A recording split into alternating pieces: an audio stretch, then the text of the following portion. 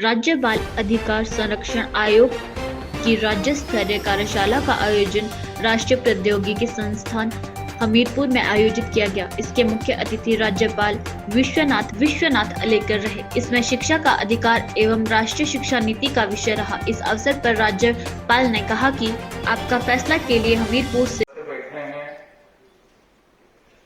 बीच में कुछ एंटरटेनमेंट तो नहीं हुआ होगा, परंतु अंत में ये हो रहा है। राज्य बाल अधिकार संरक्षण आयोग के द्वारा आज की अपनी राष्ट्रीय शिक्षा नीति इस विषय को लेकर और विशेष करके बालक उनके प्रति इस शिक्षा नीति का क्या प्रावधान है, क्या प्रयोजन है, इस विषय पर आप आज सबने पूरे दिन में चर्चा की होगी। अनेक विषय, उस विषयों के बारे में उन विचारों का आदान प्रदान आपने किया होगा। और अभी हम समापन के यहाँ आ बैठे हैं। अवसर पर यहाँ मंच पर उपस्थित हैं विद्या भारती के राष्ट्रीय सचिव देशराज जी, अपने इस एनआईटी हमीरपुर के निदेशक मेरे मित्र सूर्यवंशी जी, शिक्षा आयोग की अध्यक्षा हिमाचल प्रदेश की श्रीमती वंदना जी, इस आयोग के सदस्य श्री शैलेंद्र जी, पूर्व यहाँ शैलेंद्र जी ने तो ले लिया है, उन्होंने समाप्त कर दिया सुबह से अभी तक क्या हुआ है। तो मुझे लगता है कि इस विषय पर ज्यादा और बोलने की आवश्यकता नहीं है।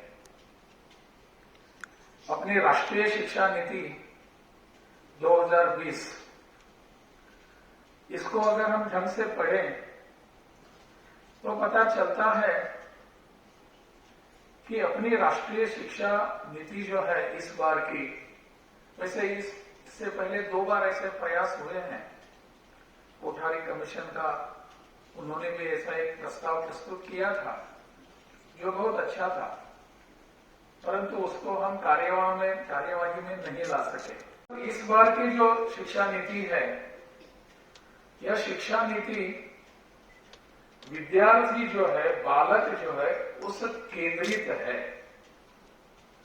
उस बालक को केंद्र में रखकर, विद्यार्थी को केंद्र में रखकर इस शिक्षा नीति का प्रावधान इसमें किया गया है।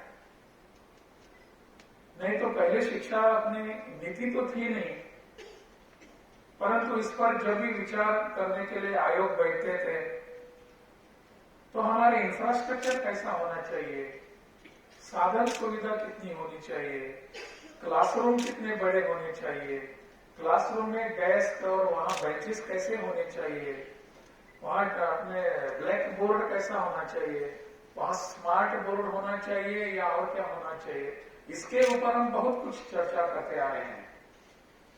परंतु बालक जो है, विद्यार्थी जो है, उसको केंद्र में रखकर विचार करने वाले बहुत कम सदस्य पहले वाले आयोग में थे और इसी कारण किसी ने इसका आग्रह भी नहीं किया। मैं किसी सरकार को दोष नहीं दे रहा हूं, किसी नीतिगत आयोग का करने वाले उनको भी दोष नहीं दे रहा हूं, परंतु ये बात सही है, सत्य है कि हमने इस बारे में इस विषय में चर्चा नहीं की, गंभीर नहीं रहे।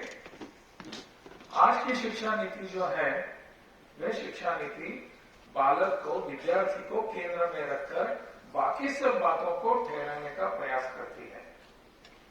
बालक कैसा होना चाहिए, विद्यार्थी क्या होना चाहिए। हमने इससे पहले भाषण तो बहुत सुने। जो आज की पीढ़ी है, आज की विद्यार्थी है, आने वाले कल के अपने इस देश के बहुत बड़े अपने नागरिक हैं, वो सब कुछ अपने देश का भविष्य है। परंतु वो जो भविष्य है, भवितव्य है, आने वाले पीढ़ी के नागरिक है, उसके लिए हमने कुछ नहीं किया। हमने इंफ्रास्ट्रक्चर बढ़ाने का काम किया, कितनी अच्छी बिल्डिंग होनी चाहिए, कितने अच्छे वहां शिक्षक होने चाहिए, और स्टूडेंट, शिक्षक और विद्यार्थी, इसका रेशो तय किया गया, लेकिन उसको इम्प्लीमेंटेशन नहीं किया गया।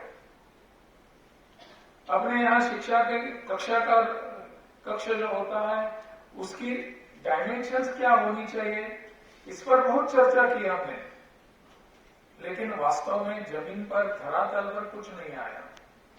सब बात करेंगे, आपस में बातचीत करेंगे, कुछ आपसे मैं ध्यान ले सकूंगा तो मेरे लिए ज्यादा उपयोगी होगा। और मैं बिल्कुल इस मुगालते में नहीं रहता, कभी भी टीचर्स के साथ संवाद करता हूँ कि मैं कुछ बता के आऊंगा, मैं कभी भी इस कंफ्यूजन में आता ही नहीं। तो जब हम ईसीसी की बात कर रहे हैं नए परिप्रेक्ष्य में, तो बच्चों को अगर 5 पहाड़ों के नाम पता करने हैं, 5 नदियों के नाम पता करने हैं, 5 फल, 5 फूल, 5 पत्ती, 5 पेड़, तो उसके लिए हमको वर्ल्ड बैंक के पैसे से आने वाले किसी कंसल्टेंट की जरूरत तो नहीं पड़नी चाहिए। ठीक है कि डाइट्स के माध्यम से डिस्ट्रिक्ट लेवल पे हम ब्लॉक रिसोर्स कोऑर्डिनेटर्स के साथ बैठ के, क्लस्टर में बैठ के, अभिभावकों के साथ बैठ के, कम्युनिटी के साथ बैठ के हमारी क्षेत्रीय आवश्यकता क्या है, हमारे डिस्ट्रिक्ट की आवश्यकता क्या है, करिकुलम में क्या शामिल होना चाहिए, उसको चुन सकें।